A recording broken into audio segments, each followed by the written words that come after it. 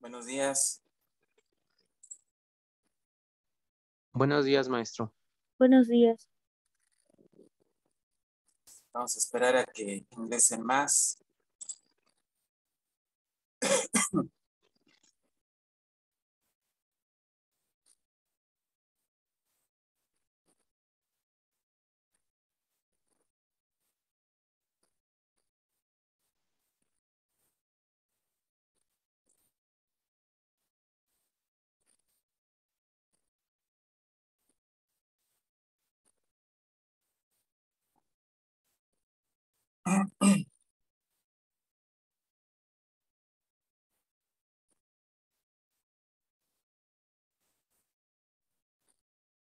Vamos a esperar un minuto más. Porque si empezamos, ya va a ser complicado admitirlos.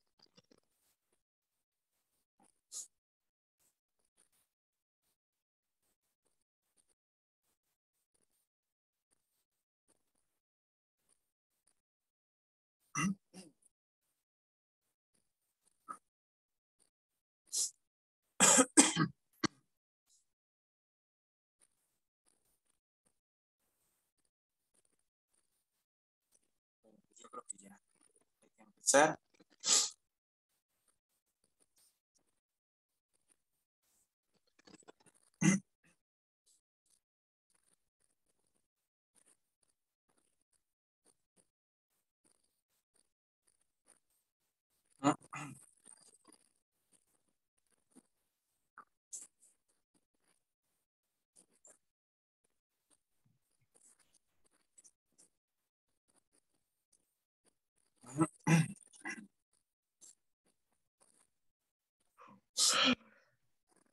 ¿Me oyen?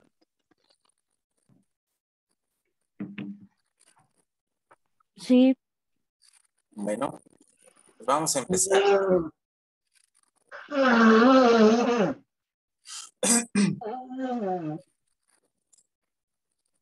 Bueno, vamos. Apaguen sus micrófonos, por favor. Bueno, entonces el día de hoy vamos a ver un tema que tiene continuidad con lo que estamos viendo hasta ahora. Es la filosofía en la antigua China.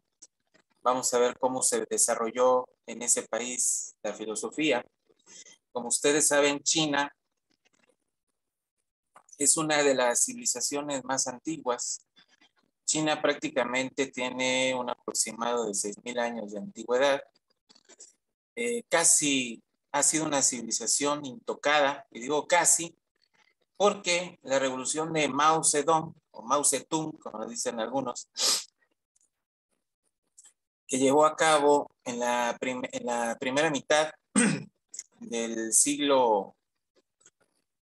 XX, pues sí vino a remover bastante las estructuras de poder y la forma de organización de los chinos. Pero los chinos prácticamente se mantuvieron casi intocables en cuanto a su cultura, su civilización, durante prácticamente 6,000 años. Fue la revolución comunista lo que les hizo transformar muchas cosas. Y que pues en un principio China le costó trabajo salir de su atraso tecnológico, de la falta de desarrollo de sus fuerzas de producción, porque prácticamente China no se había enterado que ya estábamos en pleno siglo XX, el siglo de la industrialización, ¿no? Del capitalismo, incluso ya entrando a una etapa financierista. Entonces China todavía se encontraba en el feudalismo. En pleno siglo XX China era feudal. ¿no? Obviamente ya tenía algunos elementos capitalistas, pero pues eran mínimos. Prácticamente gran parte del territorio chino seguía viviendo en el feudalismo, ¿no? Mientras que Europa salió del feudalismo en el siglo XVI, prácticamente ya estaba abandonando el feudalismo, comenzaba ese proceso de abandono del sistema feudal, pero China todavía no. Pues al principio a China le costó un poco de trabajo, llegó Mao, quiso pasar su revolución socialista partiendo del campo, no de la ciudad, a diferencia de la Unión Soviética que sí partió de la ciudad. Es decir, Stalin, por ejemplo, él sí creía que lo que se tenía primero que impulsar pues eran las grandes ciudades, ¿no? La industria, el proletariado en las fábricas, etcétera. Pero Mao, más bien su concepto era un socialismo basado en la tierra, en el campo, en la agricultura. Y pues trató de introducir esas ideas en su país. Desafortunadamente, muchas de sus ideas no funcionaron. Y a la muerte de Mao, otros líderes del Partido Comunista adoptaron una posición un poco más pragmática, ¿no? Y se dio esta transformación a finales de los años 70, ciertas reformas que dieron origen a la China que conocemos hoy, ¿no? La China actual. Una China que, bueno, a pesar de sus problemas poblacionales, ¿no? Sus problemas también de que ya empieza a haber ahí burbujas especulativas en el sector inmobiliario. En fin, China tiene dificultades, ¿no? Yo creo que como cualquier superpotencia, ¿no? Rusia y Estados Unidos están en las mismas, también tienen problemas, Europa tiene problemas, etcétera. Pero a pesar de eso, China se está empezando a consolidar como el próximo hegemón, así le dicen los expertos en política. Es decir, el próximo eje del poder a nivel mundial, ¿no? Gracias a estas reformas, acuérdense que Deng Xiaoping o algo así se apellidaba el líder del Partido Comunista en ese momento, dijo, no importa el color del gato siempre y cuando sepa cazar ratones. Es donde se dieron estas reformas de apertura, donde hicieron una suerte de socialismo del mercado, así le llaman ellos, socialismo del mercado, y pues por eso China ahora es lo que es hoy. Pues China tiene una larga historia, es una historia muy interesante, es una historia de 6,000 años, imagínense. Entonces, es una civilización muy interesante de estudiar, ¿no? Porque ha logrado sobrevivir casi sin cambios, con excepción de lo que les acabo de decir, casi durante 6,000 años. Entonces, es de llamar la atención. En la antigüedad, pues China empezó también a desarrollar su filosofía. Desarrolló tanto la filosofía idealista como la filosofía materialista. Vamos a ver cuáles eran las características de estas filosofías y cuáles son los aportes, ¿no? Al conocimiento en general de la sabiduría filosófica de los chinos. Dice, en la China antigua, cuando el esclavismo estaba en su esplendor, se desarrollaron dos corrientes filosóficas, la conservadora y la progresista, la mística y la atea, ¿no? Entonces, aquí vemos cómo ya en China se empiezan a desarrollar tanto la filosofía idealista como la filosofía materialista. En este periodo se desarrollaron ideas materialistas, ingenuas sobre los elementos de la naturaleza, dos principios alternativos de comportamiento, el yin y el yang, y el camino natural, Tao, ¿no? Entonces ya en China empieza a existir una idea materialista de las cosas, de la naturaleza. Acuérdense que todas estas civilizaciones orientales, principalmente China, la India, Japón, ¿no? Desarrollan filosofías panteístas, ya hemos dicho en otras ocasiones que es el panteísmo. Entonces, para ellos la divinidad o el poder divino está expresado en las cosas, en lo material, en la naturaleza misma, en las fuerzas de la naturaleza, ¿no? Por eso no es de extrañar que en la antigüedad muchas civilizaciones, entre ellos también los chinos, pues identificaran, por ejemplo, al sol con Dios, ¿no? O a la luna con una diosa, o al agua con una suerte de Dios. Por ejemplo, en el caso de los griegos vemos un fenómeno interesante. A los dioses ya les dan una personalidad humana, que eso es una cuestión muy interesante de los griegos, pero al mismo tiempo relacionan a esos dioses con aspecto humano, con elementos de la naturaleza, como puede ser Poseidón, dios del mar, Zeus, dios del trueno, ¿no? Entonces ahí vemos cómo ciertas fuerzas de la naturaleza son vinculadas con lo divino. Pues en el caso de China pasa algo similar. Pues surge este concepto del yin y el yang, que pues si ustedes han visto alguna serie o película donde manejen artes marciales, pues se maneja mucho esto de la filosofía del yin y el yang. Incluso el símbolo es un circulito con dos colores, el negro y el blanco, ¿no? Es una suerte de lucha entre el bien y el mal, la luz y la oscuridad. Entonces ya también empieza a haber una suerte de dialéctica, de pensamiento dialéctico también con los chinos, ¿no? Y el camino natural que es Tao, cómo nosotros podemos controlar nuestra energía a través de esa comunicación, esa convivencia con la naturaleza, ¿no? Cuando los que practican artes marciales o los budistas hacen ejercicios espirituales, meditación y todo esto, lo que realmente están haciendo es tratar de estar en contacto con la naturaleza, de equilibrar su energía. Algunos le llaman chakras, otros le llaman el chi, ¿no? Dependiendo, ¿no? Si estamos en la India o estamos en China, estamos en Japón, pues le dan nombres diferentes, pero el principio es el mismo, ¿no? Estar en sana convivencia, en equilibrio energético con la naturaleza, con el universo incluso, con el cosmos, ¿no? Entonces, esta es la idea panteísta de los chinos. Dice, sin embargo, hubo formas de idealismo que destacaron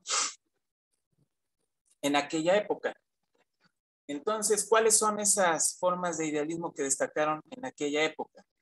Según los chinos religiosos, el cielo es la divinidad suprema, que dedica su voluntad al hombre, determinando su destino, y Confucio sostenía que la vida del hombre depende del destino, mientras la riqueza y la nobleza proceden del cielo. Entonces, aquí uno de los grandes exponentes del idealismo en la antigua China, uno de los grandes exponentes del idealismo en la antigua China, pues fue Confucio.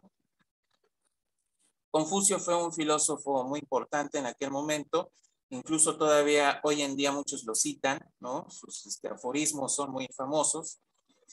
Y entonces él tenía una divinidad, o él enseñaba que existía una divinidad, que es la divinidad suprema, que es el Dios del cielo. Y desde su punto de vista, el Dios del cielo es el que va a disponer la riqueza y la nobleza de ciertos hombres, ¿no? Entonces, estas ideas convenían a las clases dominantes de la China feudal, ¿no? Finalmente, como Dios era el que disponía si una persona iba a ser rica y otra iba a ser pobre, o una persona iba a ser rey y otra persona iba a ser esclava, pues no había mucho que hacer porque era la voluntad de Dios, ¿no? Obviamente estas ideas favorecen a las clases explotadoras porque prácticamente te están diciendo ¿para qué luchas, no? ¿Para qué te enfrentas al poder establecido si Dios ya decidió que tú fueras así? No te queda de otra más que seguir tu destino. Si hablamos del sistema de castas hindú, que vamos a llegar a hablar de esa cultura de los hindúes de la India, pues prácticamente el sistema de castas es un sistema muy injusto, ¿no? Muy discriminatorio, porque prácticamente te están diciendo por el karma que tienes, porque no has logrado salir de esa famosa rueda del samsara, pues ahora como castigo vas a reencarnar en una persona pobre, ¿no? En la más baja de las castas. Entonces, prácticamente estas ideas pues, son las que favorecen a las clases en el poder, ¿no? A ver, vamos a continuar. Los confidenciales, muy bien, tenían asesor, no podía, tenían que fue, no, no, están muy periodistas, presidente. Bueno, tú no puedes decir porque él usó en la encarnación eso, pueblo, y estamos dentro de una dictadura y es un traidor, algo parecido a lo de Luis Carlos. Entonces, se viene desde el antiguo en lo mismo, ¿no?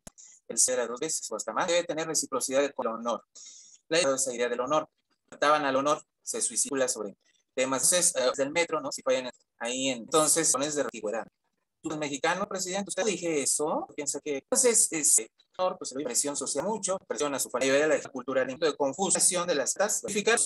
Vamos a ver, un filósofo que no sé, la que importa, vemos a otros, fíjense, los otros ven, y ver, ante la ley, de estos debemos económicas, privilegios, empiezan a hacer confusión, otra y otros que piense que retoma, porque lo más sus decisiones, porque lo que dicen, la idea de la predestinación, Estados Unidos se llama el desando ya casi, es esta, lo que está, oye, no hay perrulla, incluso libre de ascender en la escala social, que ese es lo más importante, que exista el famoso concepto sociológico de la modalidad, de la movilidad social, que no porque creamos que Dios nos destinó a ser pobres o ser ricos, ahí nos quedemos estáticos, no.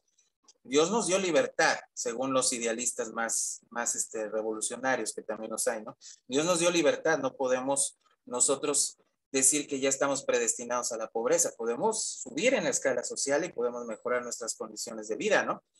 Bueno, entonces Motse cuestiona a Confucio y le dice, no, nada de predestinación, el hombre construye su propio destino y el hombre puede incluso lograr su libertad, puede lograr liberarse del yugo de los señores feudales. Entonces, pues ya Motse pues no fue muy popular, ¿verdad? En la China feudal.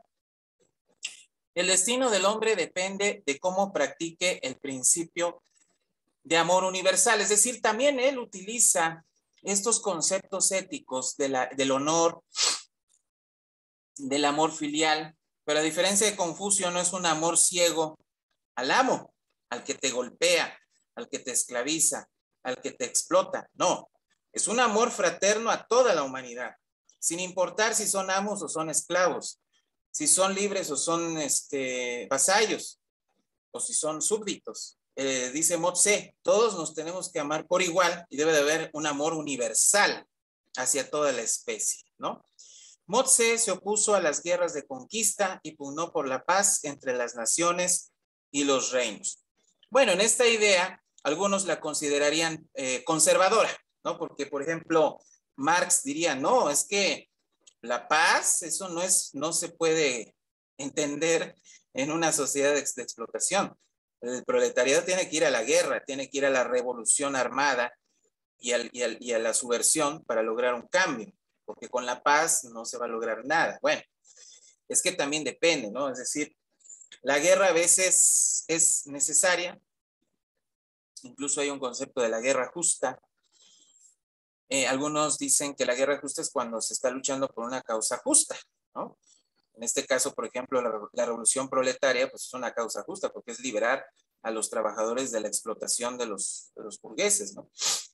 Pero hay guerras que son peligrosas, ¿no? Que sí nos pueden llevar a situaciones delicadas. Bueno, entonces Motse, previendo eso, se opone a la guerra y más bien promueve la paz entre las naciones y los reinos. ¿Por qué? En aquel entonces también hay que entender que las guerras pues, eran muy sanguinarias, ¿no? No existían las armas de ahora, obviamente, pero sí había una política a veces de los reinos muy salvaje para tratar al enemigo, ¿no?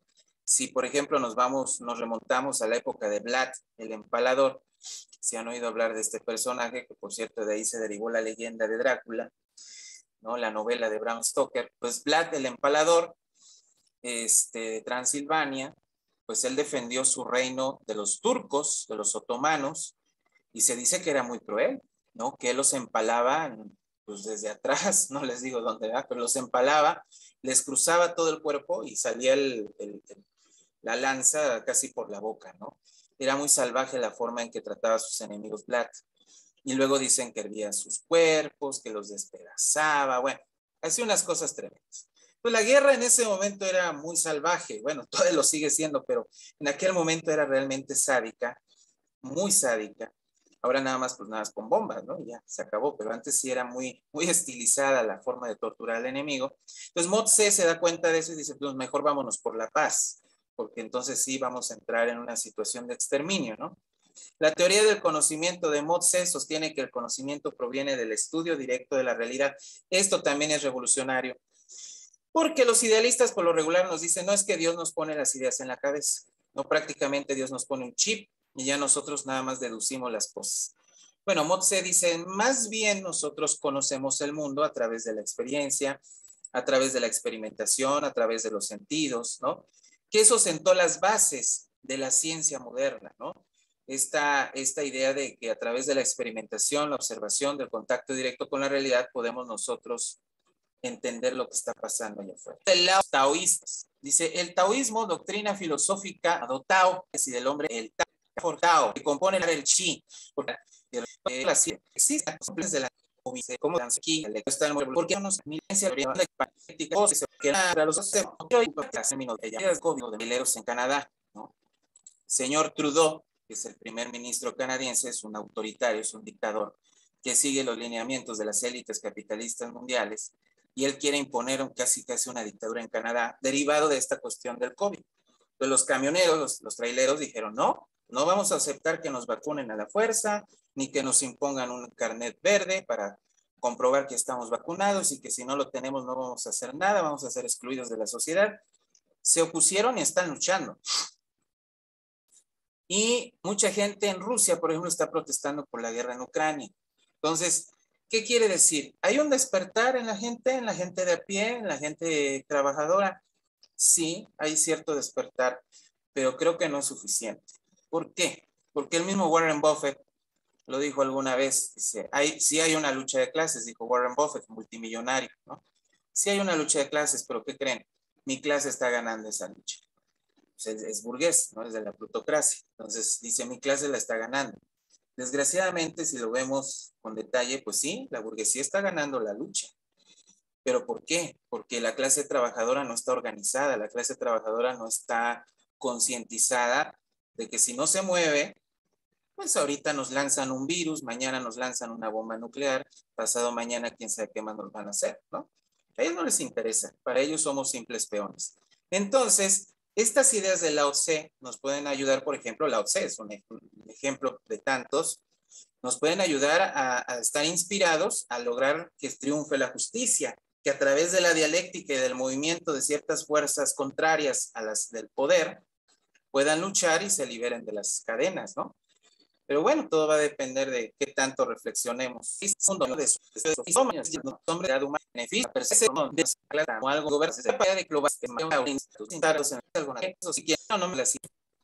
profe, estamos aquí. ¿No?